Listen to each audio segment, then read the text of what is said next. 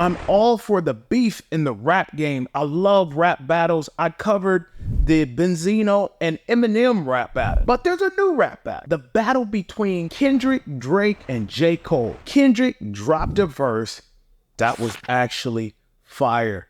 He lit the fire under J. Cole and Drake. And then we waited for that response because that's what we do. Here, we're addicted to the trauma and the drama. And that's what we're addicted to. So people were hitting up J. Cole and they were wondering what he was going to do and what he was going to say.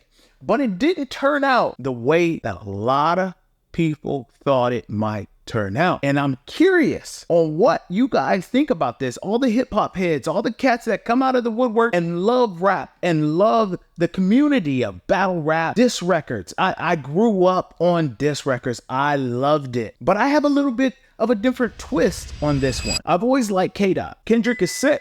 Kendrick can spit. J. Cole can spit. Drake can spit. If I was to place them in order, Kendrick, J. Cole, and then Drake. That's my order. If you have a different order, throw it in the comments below and let me know why you chose that order. But listen to this. But J. Cole dropped an album.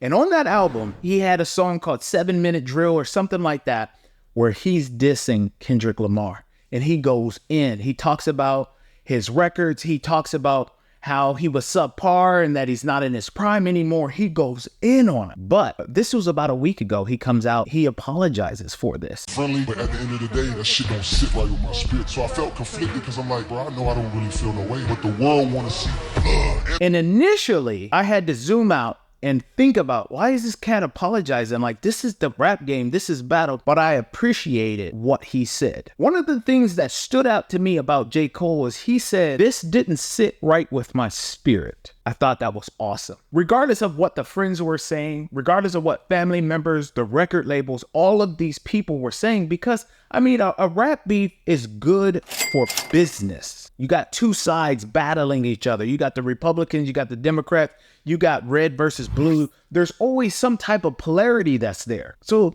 beef records are awesome for the game, but I loved that J. Cole said that he had to bring himself down to a lower level because of this diss record, because it didn't sit right with his spirit. And for me, I respect that. I respect that he went against what everybody would have said, and people might come out now to be like, J. Cole's a punk, he's this, he's that. We're not even gonna talk about Drake because Drake never even responded. He said some motivational thing that said nobody can catch him and stuff like that. Lyrically, I don't think him and K-Dot even compare. Drake is fun to listen to. It's kind of popish. K-Dot is a monster on the mic, right? So I don't even think there's anything to say there. But when it comes to J. Cole and Kendrick, they could go toe for toe. They could go in on each other and hurt each other for the culture, or they can forgive each other and say, hey, you're my brother, I love you. And that is what J. Cole did. I love that thought process. I love going against the grain